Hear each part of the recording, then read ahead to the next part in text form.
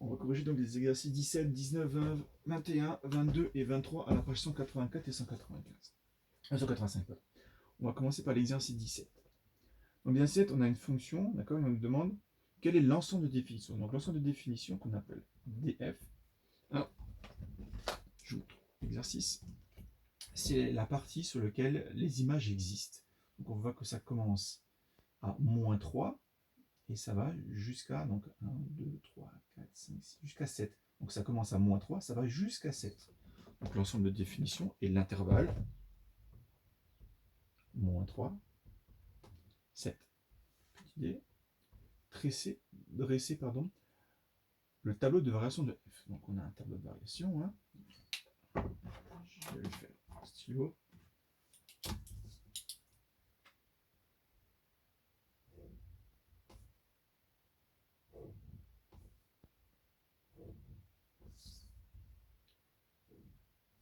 Un peu plus grand peut-être.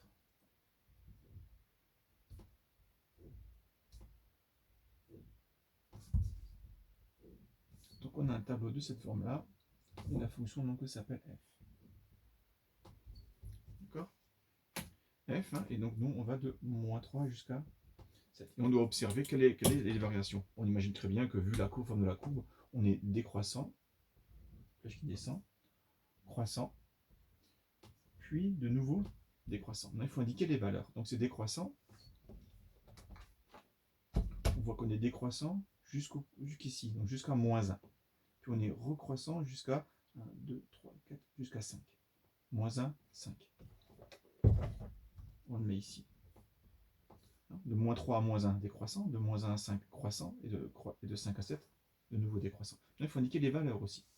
Alors, à moins 3. En moins 3, on est parti de 4.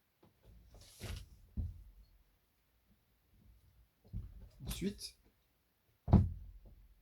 en décroissant, en moins 1, on est en moins 1. Ensuite, en 5, on est à 1, 2, 3, 4, 5. Et en 7, on est en 0. Donc on voit ici le tableau de variation qui est ici. Donc ne pas oublier les valeurs d'abscisse, mais les valeurs d'ordonnée aussi. Voilà pour l'exercice 17. Ensuite, on a l'exercice 19.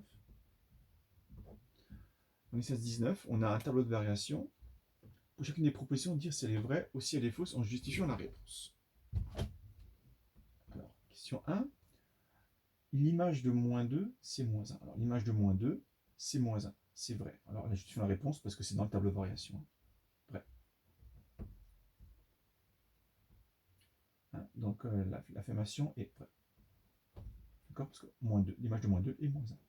Moins 2 est le seul antécédent de moins 1. Alors, moins 2 est le seul antécédent de moins 1. Pardon, ici. Moins 2 est le seul antécédent de moins 1. Alors, est-ce que c'est vrai que moins 1 est le seul, moins 1 a un seul antécédent? Ben, c'est faux ici. Alors, pourquoi c'est faux? Parce que ici, moins 1, on correspond bien qu'il y a un antécédent de moins 2. Mais il n'y aurait-il pas un autre moins 1 dans le tableau? Ben oui. Si je passe de 4 à moins 2, c'est que là, quelque part, ici, il y a un autre moins 1. S'il y a un autre moins 1, on aura un autre antécédent. Ce qui veut dire que moins 1, peut-être ici, aura deux antécédents. Moins 2, oui, et un autre. Un autre qui se trouve entre 3 et 5. Donc c'est faux. 3, h est croissante sur l'intervalle moins 1 à 4. Ben de moins 1, on voit qu'on est moins 1, on est ici. Non, là, pardon, on est moins 1, on est ici, jusqu'à 4. Alors, de moins 1 à 4, on est croissant, mais un bout là, on est décroissant aussi. Donc c'est faux. Hein, de moins 1 à 3, on est bien croissant, mais pas de 3 à 4. Alors, si x est entre moins 6 et moins 2, donc si x est entre moins 6 et moins 2, ça veut dire qu'on est sur la partie là. Alors, h de x, donc l'image, sera entre moins 1 et 3. Alors, si je me trouve ici, c'est que l'image se trouve entre moins 1 et 3. C'est bon.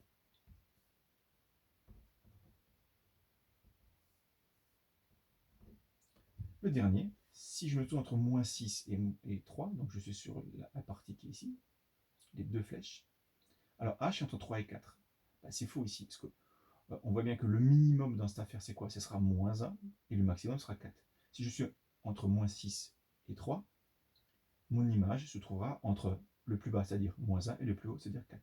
Et pas entre 3 et 4. Faux. Voilà pour l'exercice 19. On passe maintenant à l'exercice 20. Alors, l'exercice 20, on a notre courbe. Quel est l'ensemble des définitions de la fonction f? Comme avant, ça commence à moins 2, ça s'arrête à 5. Donc l'ensemble des définitions fonction f est de moins 2 à 5. Deuxième question. Quel est le nombre d'antécédents de 0 par f?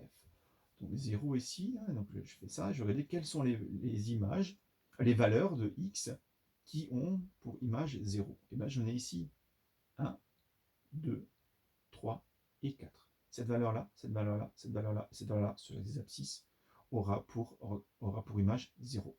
Donc on voit bien on a moins 1, moins 2, on doit être à moins 1,2. Ensuite, il y a 0,4 à peu près. Ensuite, 1,7. Et là, 4,3. Donc on a 1. Quel est le nom d'antécédent? D'ailleurs, on a 4. Ce n'était même pas demandé de donner la liste. Juste, quel est le nombre? Il y en a 4. J'ai rajouté les informations donnant leurs valeurs en plus. Qui sont 3A. Quel est le signe de f sur l'intervalle 2, 4? Donc si je suis entre 2 et 4, je vais ma courbe aller sous l'axe des abscisses. Je suis dans une partie négative. Le signe est négatif. Peut-être précisé sur l'intervalle 2, 4. Quel est le sens de variation de f sur l'intervalle 1, 3? Donc entre 1 et 3, entre 1 et 3, je vois que je suis la partie là qui est décroissante. Donc la fonction, elle est décroissante sur 1, 3. Bien fait attention à l'intervalle qu'il nous propose. Question 4. Si x appartient à la 1, 5, donc je suis entre 1 et 5, donc je suis sur la partie là. À quel intervalle appartient f de x? Si je suis entre 1 et 5, donc f de x va appartenir à un intervalle composé de la plus petite valeur ou de la plus grande valeur. Donc si je suis entre 1 et 5, la plus petite valeur c'est celle-ci. D'accord? C'est-à-dire moins 5. Et le plus haut, entre 1 et 5, ce sera celle-ci, c'est-à-dire 4. Donc si je suis entre donc 1 et 5, mon image sera entre moins 5 et 4. 5A. Donner un nombre qui n'a pas d'image par f. Un nombre qui n'a pas d'image par f, c'est-à-dire un nombre qui n'est pas dans l'ensemble de définition. Par exemple, je sais pas, moi, 6 par exemple. Donc il fait 5,1, 7 ou avant, moins 2, moins 3, moins 4. Ok, c'est la 5A, 5B. Donner un nombre qui n'a pas d'antécédent par f. Un nombre, on va lire sur l'axe des ordonnées, qui n'a pas d'antécédent, par exemple, moins 6. Moins 6, on va dire ici, n'a pas d'antécédent. Ou alors au-dessus de 4, 5 ou 6.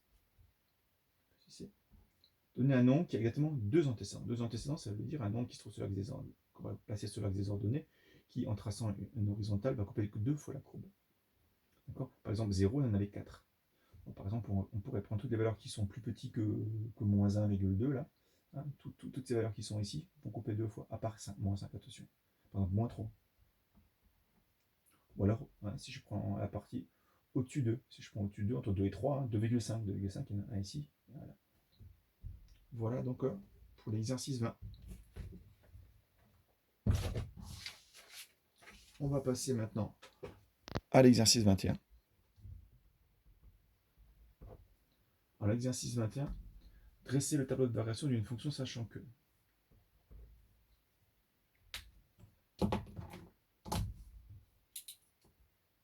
alors on va faire ça comme ça, ne connaissant pas la dimension du tableau.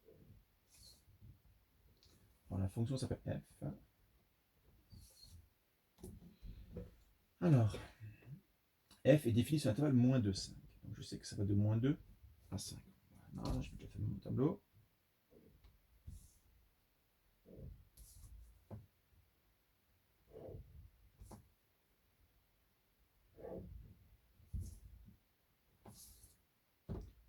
f est décroissante sur moins 2, 0. Donc on a 1, 2, 3 variations. Donc de moins 2 à 0, de 0 à 2 et de 2 à 5. Donc de moins 2 à 5, on est de moins 2 à 0, pardon, on est décroissant. Croissant de 0 à 2. Et ensuite décroissant de 2 à 5. Voilà pour les variations. Ensuite, quelle information on a encore? L'image de 0 est 3, donc l'image de 0 est moins 3. L'image de 2 est 2. D'accord? Et la courbe coupe l'axe des abscisses au point moins 2. Donc l'axe des abscisses, donc c'est qu'elle passe en 0. En 1, bon, en 1, se trouve ici, mais on n'a aucune, ça part par le tableau. Et en 5. Voilà pour la question 1. On passe à la question 2. On doit tracer une courbe représentant la fonction f. Donc on va faire quelque chose qui va donc, voilà, on va inventer une courbe qui respecte ces conditions.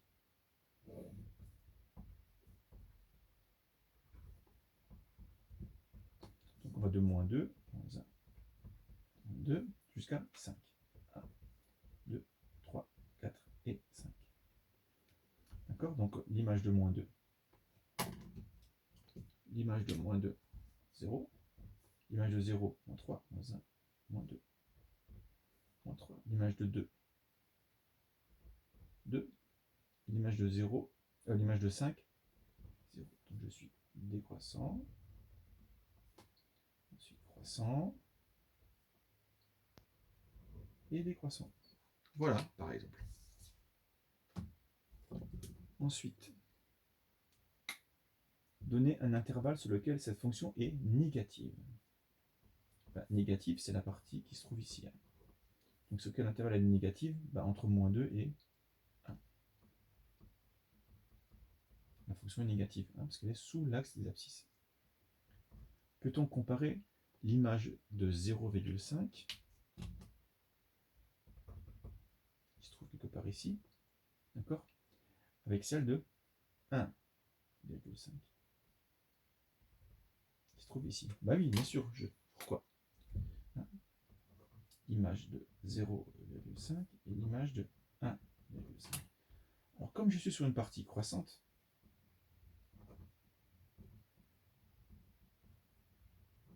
et je trouve que sur une branche seulement de la courbe, donc ces deux valeurs sont entre 0 et 2,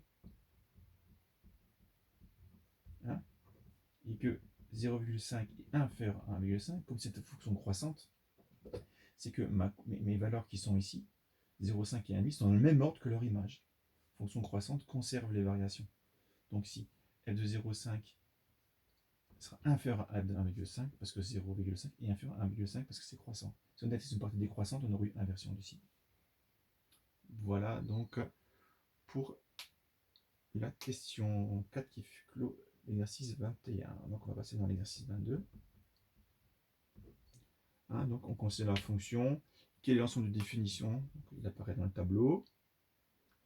Fonction de définition, on est de moins 4 à 5. Il faut tracer une courbe et on a exactement à peu près la même chose qu'on a fait dans l'exercice 21. Donc question 1, l'ensemble de définition à la fonction s'appelle g. C'est donc de moins 4 à 5. On va rapidement faire la courbe. Donc on va de moins 4 à 5.